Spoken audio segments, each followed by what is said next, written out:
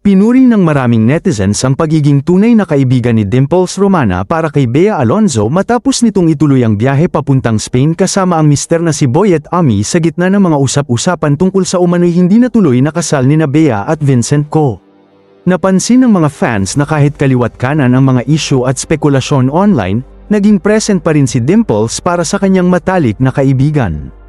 Ayon sa ilang netizens, posibleng isa sa dahilan ng pagpunta nito sa Spain ay upang samahan at suportahan si Bea at ang pamilya nito sa panahong maraming intriga ang lumalabas.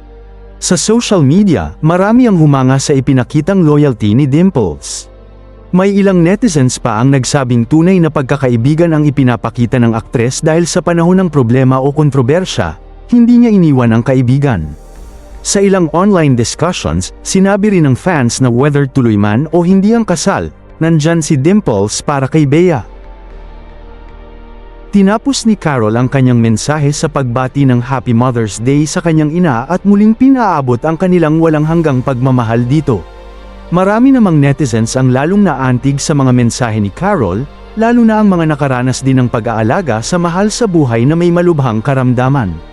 Bumuhos ang panalangin at suporta mula sa kanyang mga tagahanga at kapwa celebrities para sa kanilang pamilya sa gitna ng pinagdaraanan nilang pagsubok.